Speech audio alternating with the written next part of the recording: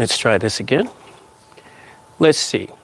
Hopefully this is running smoothly. I think I might have had a little interruption with the stream just now, but let's see how this is going. Once again, my name is Chuck Collins, and welcome to Together We Grow Sustainable Gardening Solution Experience.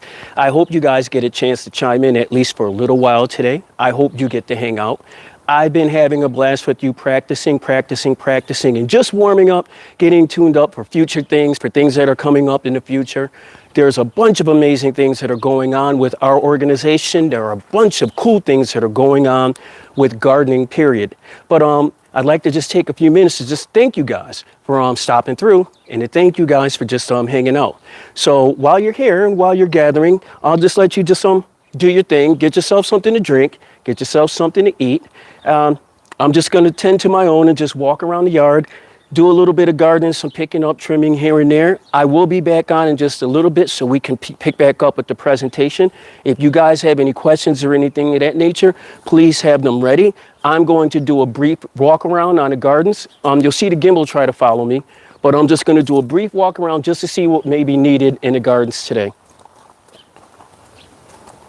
Also, this is an opportunity for me to test out the AI-operated gimbal. This is my own personal camera person or operator, if you will. So it's going to be a little while for me figuring things out and working things out with it. See if I can shake it, dodge it like that. Yeah, it's pretty slick. It's pretty smart.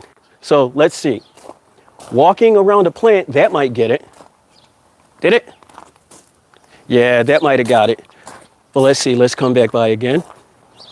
There we go, and it picked me right back up. See how that works? Real easy. So while we're doing our little gardening adventures, you will see me walking around. You will see me checking, not even just checking out the plants, but I'll be taking the camera off the gimbal and I'll be changing up angles and things of that nature. If it looks a little wonky in the beginning, please forgive me. Please forgive me, my friends. It will get better in due time. This is all practice. Everything that we're doing here is absolutely practice. So thank you guys for taking your time just to come out here and hang out. I also wanted to give a shout out to the University of North Carolina. Yes, University of North Carolina, I believe, and South Carolina University. Pardon me, the universities out there. They are going to be adding our how can I put it? Our information, our data, our testimonies into their learning curriculums, into their college curriculums. So we will sort of be like the face of aquaponics and hydroponics when it comes to North Carolina State University, NCSU. Let me slow down. North Carolina State University. We will be in their textbooks in this upcoming, I believe it's next semester, but the name of the book is Horticulture Today. It's a world famous book when it comes to horticulture, all things for beginners, all things for the experience, but yours truly will be featured in that book in the next edition. And I really got to thank all of you amazing folks out there, because if it wasn't for your support, then I'm pretty sure that we definitely wouldn't be getting this opportunity. So thank you guys. From my heart, my family, to yours, thank you. And I'm yapping, but we honestly have a lot of work that we have to do out here today. Let me change our camera angle just a little bit. Now we're gonna start off on this side, and this is more or less where we left off yesterday, all right? Let me get a stool, so lower our angle a little bit. There we go. And we have some chard over here still. Now you can see the more mature, the younger chard leaves. These guys are standing up, and these guys are happy. These guys are healthy, they're standing up. The older ones, these ones that are laying low, that are closer to the ground in the grow bed, these are older. That's a sign to me that it's time for me to cut them. They want the energy. Plants want to continue growing. You always hear me say this. Plants want to continue growing, and they want the energy to go to these younger leaves. It's sort of like parents. We want all of our good stuff in us to go to our kids, right? And plants are no different. So it's a little trim down there. And you also notice there's not much, there's a little bit of hole, I'm not going to say damage, a little bit of eating proof on this, but I'm not as much worried about that because there are other leaves that they're eating from, but this isn't from bugs, this is from birds. But this is closer to the ground, and the birds don't usually eat the ones that go lower to the ground, so it is okay. I think it's okay for me to cut these, or to trim these. And what this is going to do, once again, it provides aeration for the plants that are lower towards the base of the grow bed. It provides aeration. It eases and lessens the amount of water that you're going to need, because it's not all just landing on leaves, it's actually getting down there to the soil. So you're conserving water. You're safe. That actually looks really, really good, guys. And that was just like only 3 or 4 leaves. Until that stop for a second. Check that out. Right here. And that was only 3 or 4 leaves. And I think that just made a world of difference on that plant right there, just by removing this right here. Now, there are a few things that I could do with these branches, with these leaves that I just removed. I could obviously just break them down and leave them out here. The worms and the other insects and things of that nature, the bioculture down here will actually break these down. Or I can do the thing that I'm most likely going to do. I'm actually going to break, because I'm not going to eat from these because the birds were eating from them. So I'm not going to do that. But I am going to break these down. I'm going to bring them in the house, and I am going to put them into the countertop composter, from which then, within 4 to 6 hours, they'll be broken down and they'll be food, and they'll go right back into our grow beds again. That easy. So let me set these to the side. I'll be right back, guys. It really is a stunner. Let me set these on the table over here. It really is a stunner of a day in the desert, my friends. It truly is. It's gorgeous out here. We're pretty much done with the most brutal parts of summer for now. So like today, the temperature today, I think it's the low is in the low 50s, and the high, and this is Fahrenheit, the low is in the low 50s, 50 degrees Fahrenheit, and our high today is going to be in the low to mid 80s, which I don't know about you guys, that is absolutely heaven weather for me. So let's get over here. All right, pardon me. Sorry about that, guys. Again, guys, if there's anything going on with the sound or with the audio or with the visual that you think I could use the help on, please don't hesitate to let me know. I know I'm in the shadows right now, Mortal Kombat character. But I can't really do anything about that. Melanin is melanin, my friends. I can, let me see. Let me stop for a second. Remember yesterday when we were looking at this part of the garden, and I wanted to bring you guys back over here again, all right? This little section right here on the back end of grow bed number 1. And it's beautiful. The whole garden is beautiful to me. That entire setup is to me. But this is a really good example of the trellis and the tiered gardening that I was telling you about. You can see low, medium, second to medium, medium high, and you can see high. And then way back there, you can see Snoop Dogg and Willie Nelson, super high, way back there. Okay, I thought that was kind of funny, guys. But it's tiered and it's trellis gardening.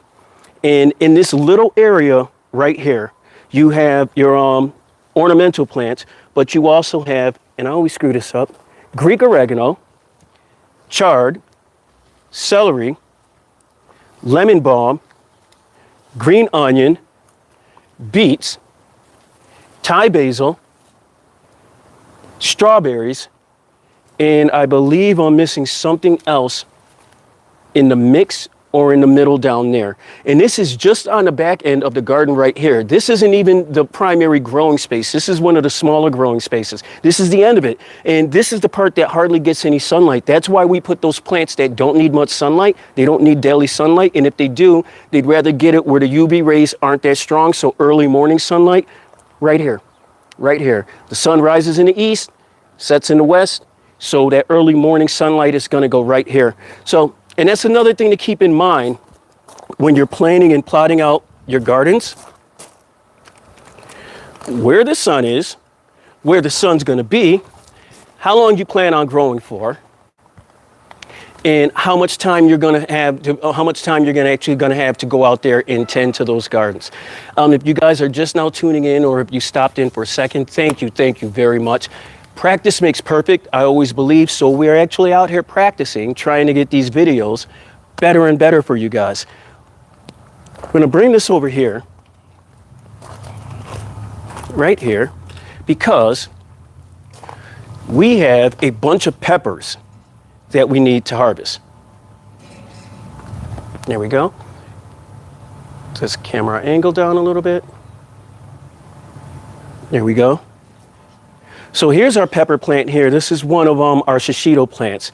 And we have either 4 to 6 varieties of peppers that we're actually growing here. This, like I said, this one is our shishito. And I posted a video yesterday of a real quick way to harvest these. A real quick way to harvest them, to season them up, and to grill them up real quick. It's super, super easy. You take some of these guys off. Matter of fact, give me a second. Let me go get my dish. But you take some of those guys off of the bush, give them a nice rinse. Always rinse, even if it's organic. You never know what lands on it. So always give it a nice little rinse.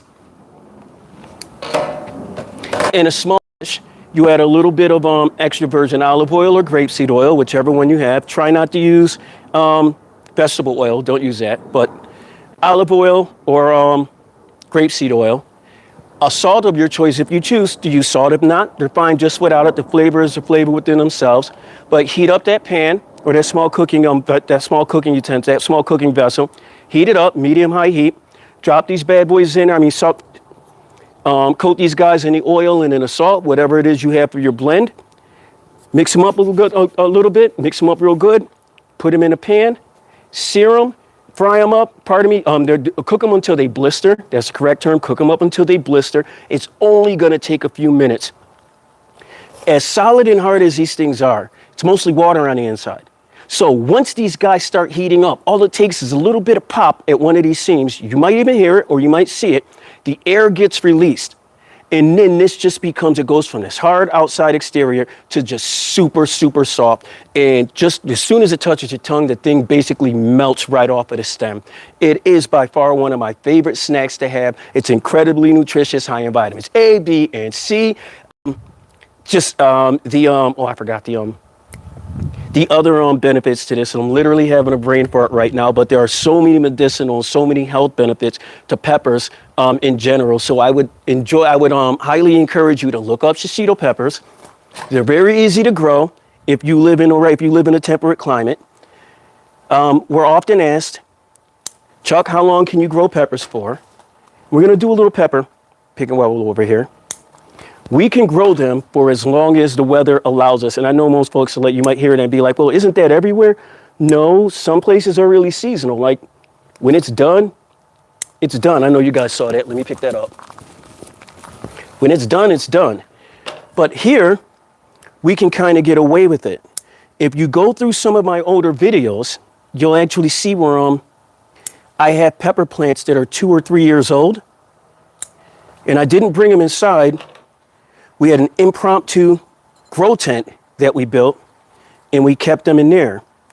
And it's not like they produced for the entire time. They didn't. They just didn't die. They sort of went dormant. But as soon as the weather started changing, as soon as it gave them a crack, the pepper plants and the tomato plants, okra, the same thing, they all let us know, hey, it's time for us to go back outside again. And no matter how good that first year crop was, boy, let me tell you guys, that second year crop blew it out the water. This is a good shishito pepper right here. Look at that one. This one was actually closer down near the root. So that's going to have a lot of flavor in it, but it's going to have a lot of water in it. That's what I should have said. Not as much flavor. It's probably going to be really, really seedy, and I'm not too crazy about that. It's just amazing how nature blends these things in. And it's so many of them on a plant to ensure a plant's survival. Because, yeah, it's great that this stuff is delicious and that we like to eat it, but the plant is actually producing this so that its DNA doesn't die, so that it can continue. And that's just awesome. It's fascinating and it's awesome to me. Guys, it's a lot. And I think after we finish here, we're going to go on the other side. Make sure everything's on. We're probably going to pick some jalapenos too. Let me check. I know you guys would be letting me know if something was up with the chat, if something was wrong, please let me know. If there's something off with the volume, please let me know. Same thing with the video. We're getting quite a few peppers in here. Oh, that's another good one right at the front of it. If you guys happen to see one and I miss it, let me know. I've actually done that in people's videos. I've seen them harvesting, and I didn't text them and let them know because that's pretentious. But I was like, oh man, I would have took that one off right there. But I realized, hey, maybe they wanted to leave it on the plant. It's not for me to decide what comes off that plant. And if I wanted to, I could always just grow my own, right? So that's what we're doing here, guys. We want to encourage you to grow your own. I can leave those on. I can, they're not, it's not like these are going to get bigger. That's not the whole thing with shishito peppers. That's not the whole point to them. They're bite size. And if you go to a restaurant, like a higher end restaurant, these are starting to make their ways onto the menus all around the United States. It's new to us. It's not new to the rest of the world. So this is new to a lot of us here. Oh, look at this, guys. Yeah, I'm not even exaggerating. Look at all of this clipping over here now. When I originally came out here this morning and I knew I was going to trim this plant, I didn't even realize all of those were just hanging like that front. Look at that, right from the front. Now, the thing about shishito peppers, it's a head up for you guys. The first bite, sweet. It's got a sweet and then a nice little after, I call it a follow through, not as much peppery, but earthy tone to it. Every 10 peppers though, 1 out of every 10 peppers though, has got a heck of a kick to it. And it'll catch you off guard.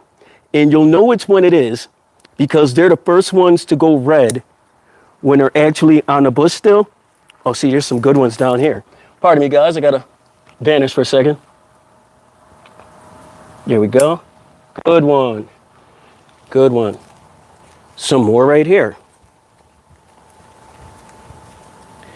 Do you guys have any quick pepper recipes? I mean, I'm pretty sure you got some pretty cool jalapeno pepper recipes. We all have I'd like to think we all might have our little, our own little versions of them. In America, in the US, a lot of us watch the Super Bowl. It's coming up soon. No awful conversations about it, but the Super Bowl's coming up soon. And a lot of us like to make our own iterations, our own versions of famous dishes. Wherever you guys are in the world, do you have any big sporting events or yearly events where you guys basically as a society or as a community get together and you all make your own types of versions of similar favorite dishes, seasonal dishes? If so, please let me know in the text. Please let me know in the messages. Please let me know. I'd love to talk about it, guys. It's an opportunity for us to learn about each other and to learn about this world that we share. Man, this world that we share, there's a lot of peppers in this bush. You guys got to come out here to the desert. I need some help. Any of you guys want to come out here to the desert, help me take care of this stuff? If so, let me know. Inbox, message, email. We are going to start having a quarterly hands-on with some, not visitors abroad. It's not that. But you'll actually be working here, so it's not going to be like a vacation. So you're going to be working here, and you're going to be learning from the ground up everything that we're doing at Together We Grow. But it has to be an agreement that you're going to take this information, and you're going to bring it back to your community, and you're going to help people out. That's all that we ask in return.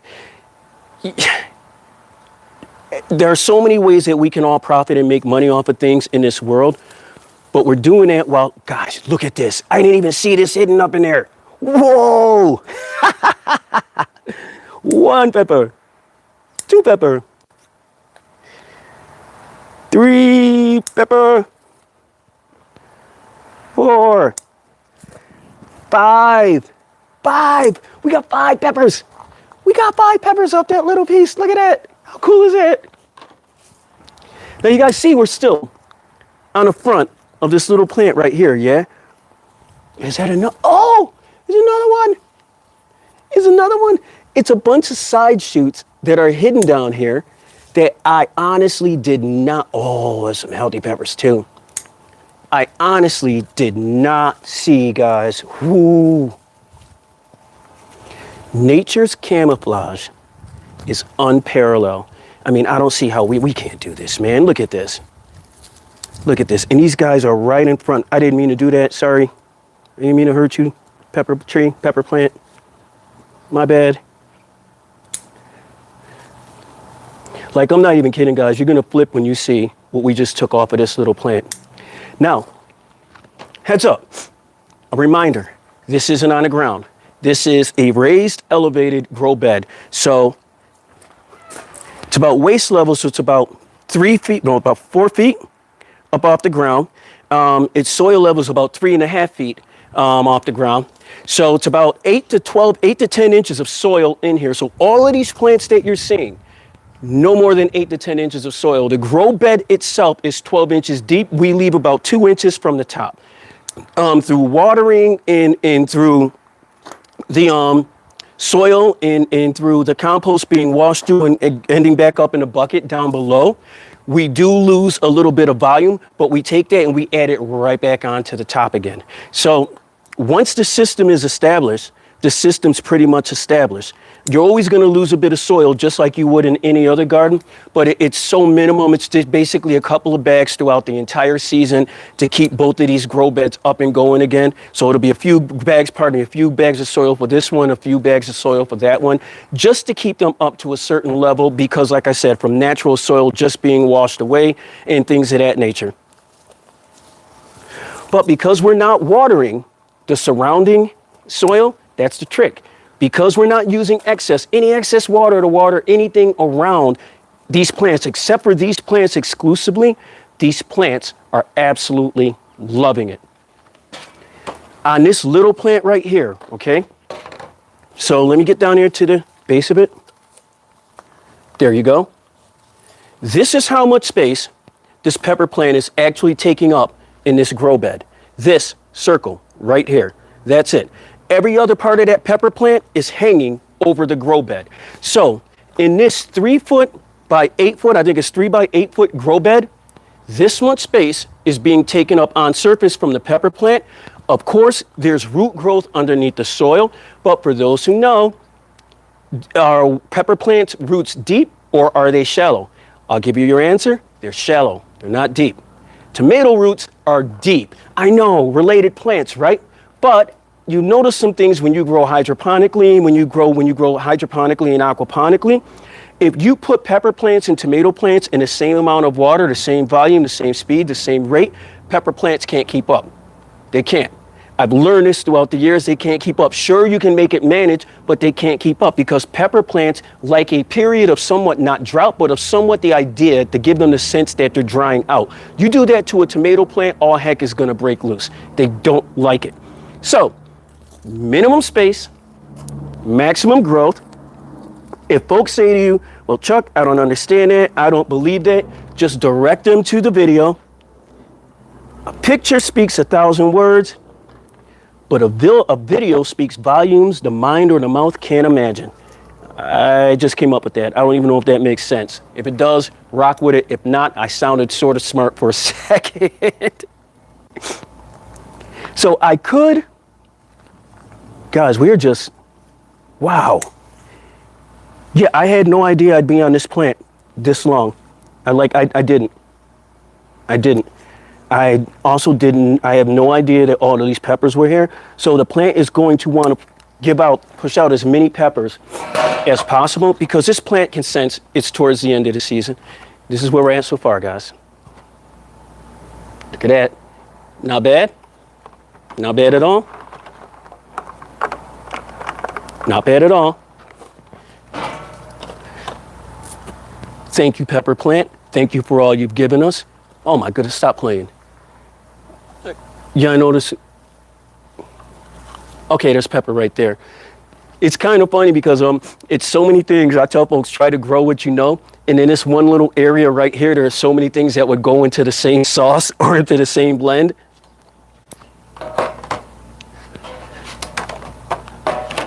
Oh, one more.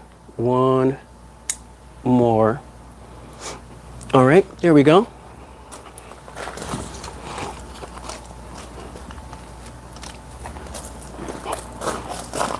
Give me 1 second, guys.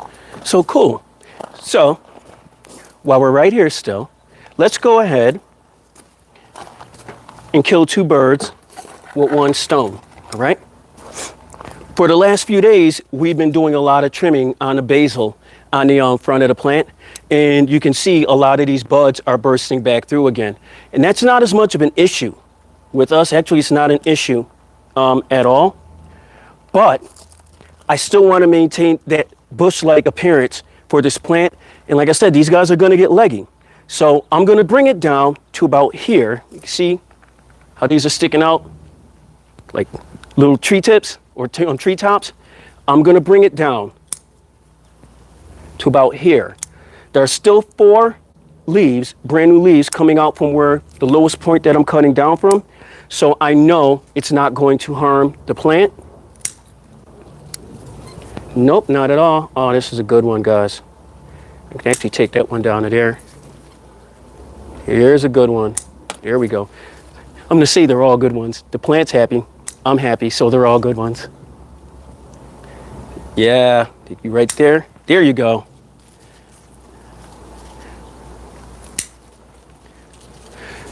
So, I'm not sure what the weather is like in your neck of the woods.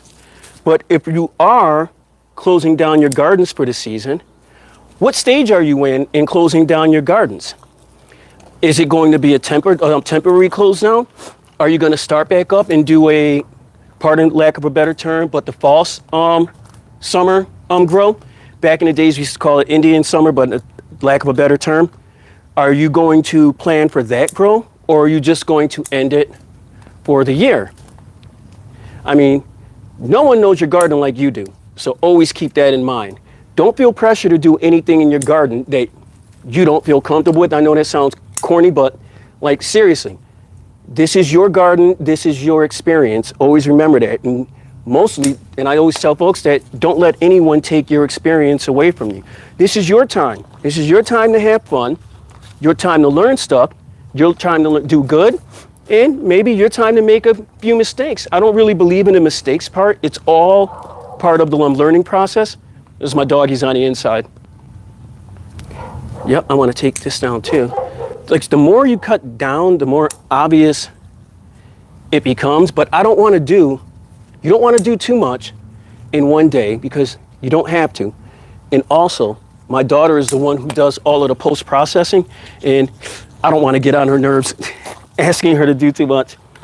I'm going to take this basil out of here because we've only done a few snips of the basil, and this is already what we've trimmed down. This is already what we've trimmed down. So I'm just going to take this for a minute. I'll let you guys save it for a second. Give me a second. And I'm going to set this over on the table. Actually, on the counter in the kitchen.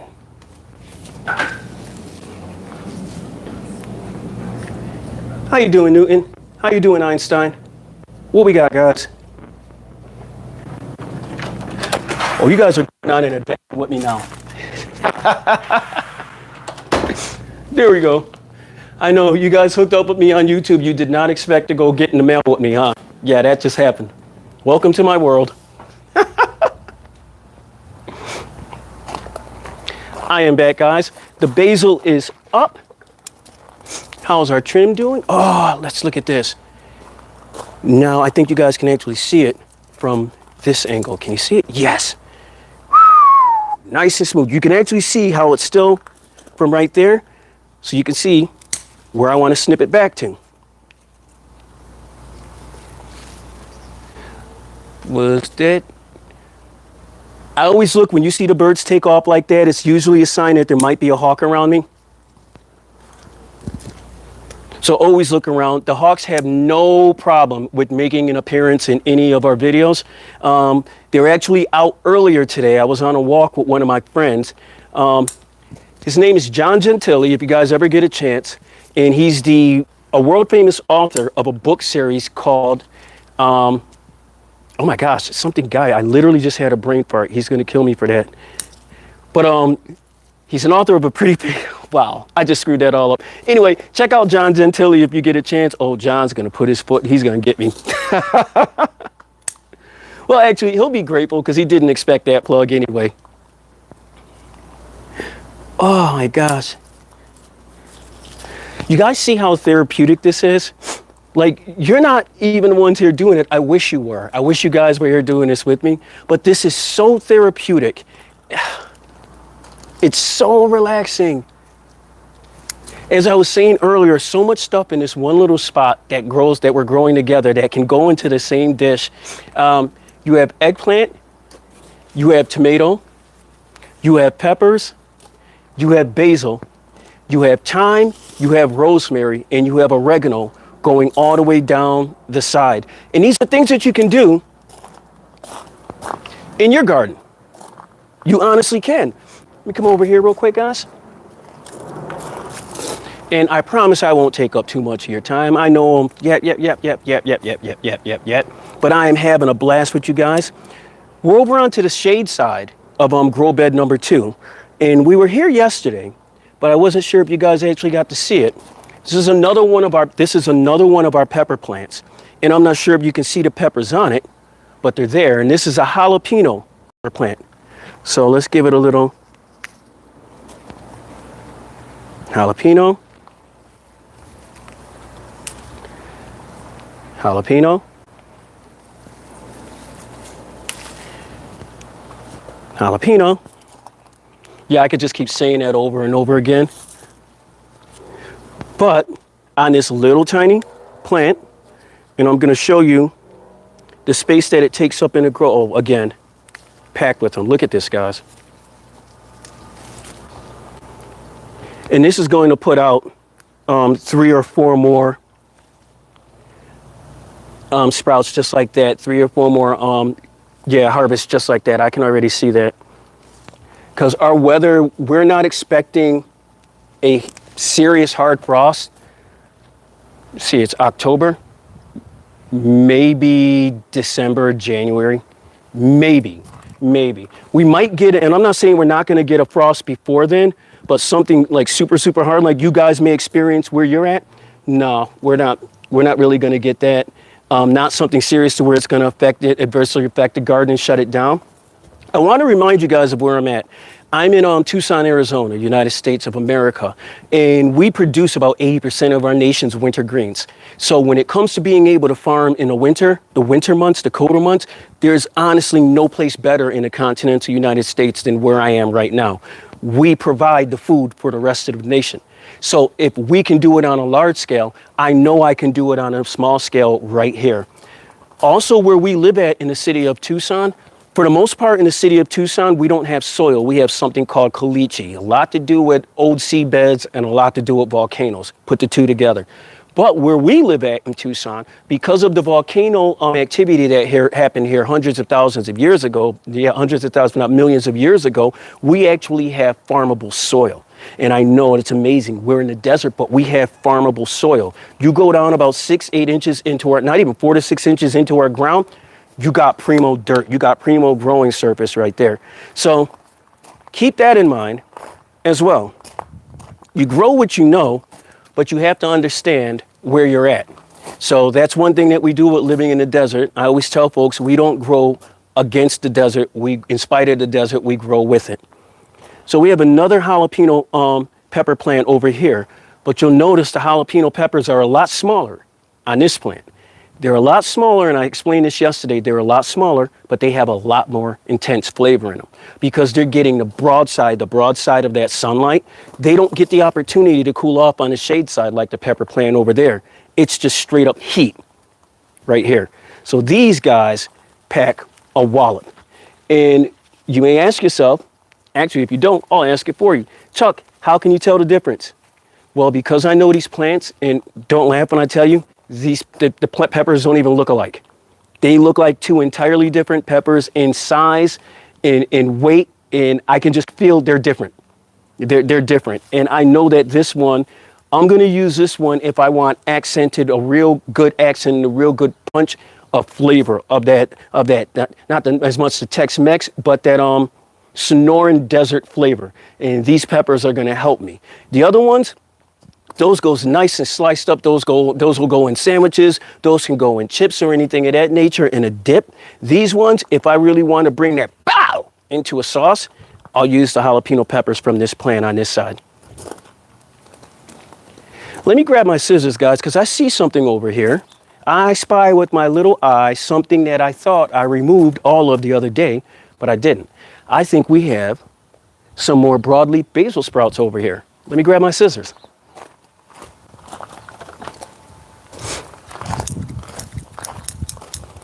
What you got, Captain? Let's see. And I'm trying not to harm those leaves. See what I mean? That's what I'm going for. That's what I want. So that's one. And did I see another one down there? Or was that it? That might have been it. That might have been it.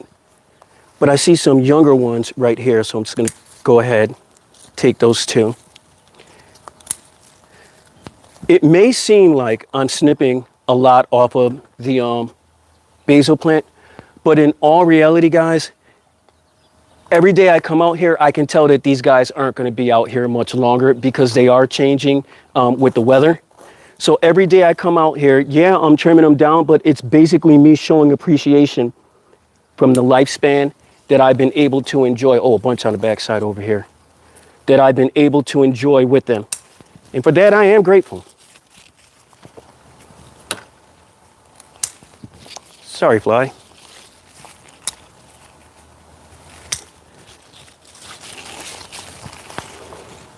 Don't mind me, guys, just over here, just cutting away.